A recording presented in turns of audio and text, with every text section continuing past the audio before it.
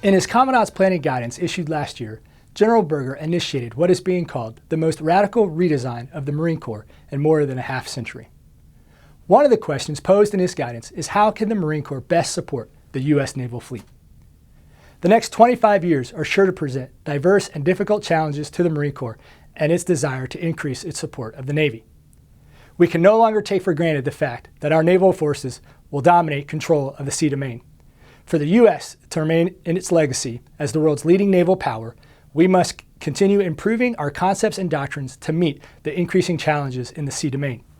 In order to do so, developing a means to conduct littoral operations in a contested environment has now become the top priority. It's widely understood that any littoral unit needs to disperse, become less detectable, and reduce the time in contested areas. Potential adversaries are also fielding weapons and targeting capabilities to delay and reduce the Navy's ability to maintain sea control in the littoral regions. These adversarial systems are optimized to defeat aircraft and ships, which are some of the Navy's primary means of effectiveness, but are easily targetable because their signatures stand out against the sea and the sky. These adversarial systems, however, are not as effective at locating ground units, which are comprised of less concentrated capabilities that are smaller than ships and aircraft and are therefore able to blend into the landscape. This shortcoming is precisely where the Marine Corps can help. By developing the means to gain and exploit these footholds, the Marine Corps will again become integral to the Navy's ability to accomplish its offensive naval operations for sea control. Through control of the sea, forces can be projected ashore to remove the next threat and further increase the span of sea control. The Marine Corps' best way to help naval surface forces in this vital function is by continuing to develop its contributions and role in the Navy's new littoral combat groups. The LCG needs to become the integrated Navy and Marine Corps formation capable of persisting in contested spaces long enough to accomplish the mission.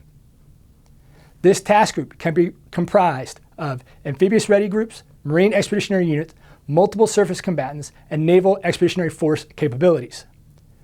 The most significant advantage of posing a credible amphibious threat is in forcing the enemy to allocate resources to defend the littoral area. To achieve this, the LCG must be capable of getting close enough to adversary targets to impose cost or prevent incursion, generate more fires against adversary targets than currently capable, and remain in contested areas longer so they can expend the increased firepower or complete the mission before withdrawing. To contribute to LCG lethality and survivability, amphibious ships will require some changes to their systems, platforms, and processes. The critical assumption is that potential adversaries will keep improving their ability to contest the sea and air around their territory, which will increase the range at which amphibious operations must occur.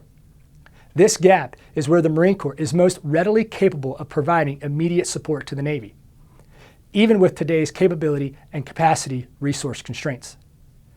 The LCG must be equipped with mobile ground-based fires and a forward arming and refueling point capability to hold adversary high payoff targets at risk while enabling U.S. forces the desired freedom of maneuver. The LCG will also need to be capable of conducting robust intelligence, surveillance, and reconnaissance functions, to which the Marine Corps can also contribute multiple platforms and resources, such as unmanned area vehicles now, and unmanned surface and subsurface systems in the future. Now I'm going to briefly describe two innovative uses of Marine Corps resources that I believe will improve our ability to maintain sea control in contested littoral environments and contribute to the conduct of other key maritime activities such as distributed maritime operations and expeditionary advanced base operations.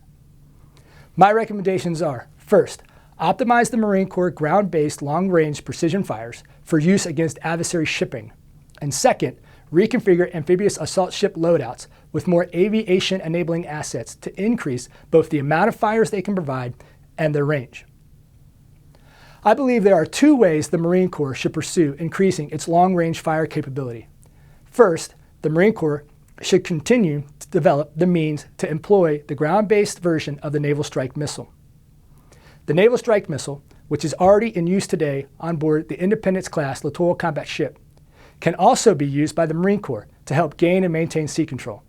The amphibious ships of the LCG can deliver small teams equipped with naval strike missiles to islands in the contested littoral space. Second, the Marine Corps should develop modifications necessary for the high-mobility artillery rocket system to be employed against moving sea surface combatants. The existing primary HIMAR rocket can only engage stationary targets out to about 40 nautical miles. Once inserted, either of these assets provides a credible anti-ship threat in support of the Navy's commander. Land-based fires are a cheaper alternative to buying more ships and can be more survivable than sea-based fires because they can be more easily hidden in the terrain and dispersed among small islands.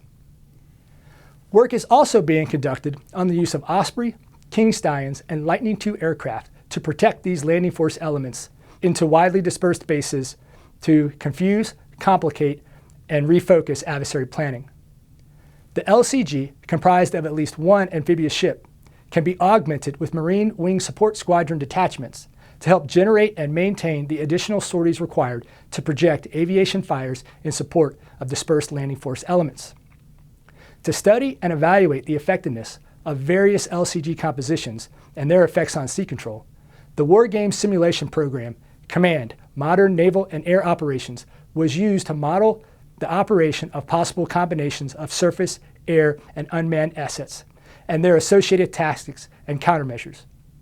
For this war game, China was realistically modeled as a near-peer adversary for the conduct of offensive naval engagements in the South China Sea in the prescribed 2024 to 2039 timeframe. Through the conduct of these simulations, the Marine Corps element's contribution to LOKI was analyzed through the performance of offensive naval operations for sea control. The war game results are evident in two key areas. First, in terms of LCG composition, an increase in the number of missile-carrying assets had the most significant impact on sea control effectiveness and group survivability. Second, air warfare losses decreased due to improvements in ground-based fires and FARP utilization between the war game treatments. On tactical employment side, Treatment B demonstrated that using decoy L-class ships provided a significant improvement in the survivability of the LCG's assets through the depletion of the enemy anti-ship munitions. The next steps the Navy and Marine Corps team can take will be to contribute to testing the command and control framework that will be placed on top of existing amphibious squadrons and special purpose MAGTF infrastructure. Also, surface connectors must be optimized for ocean travel as a means to deliver necessary items that are too large to be transported from a land base to an AIB on an aircraft, but are needed to increase the range and survivability of the amphibious assets conducting sea control operations. As it stands today, the Marine Corps is not effectively equipped to help the Navy execute their range of sea power essential functions in a contested environment. And current concepts for the LCG are unable to support the Navy's sea control operations adequately. However, through updated applications of ground-based long-range anti-ship fires and shifting to a more aviation support-heavy amphibious ship loadout on various LCG compositions, the Marine Corps will be able to retain a sea-based forward presence that will answer the Commandant's question of how we can best support the naval fleet.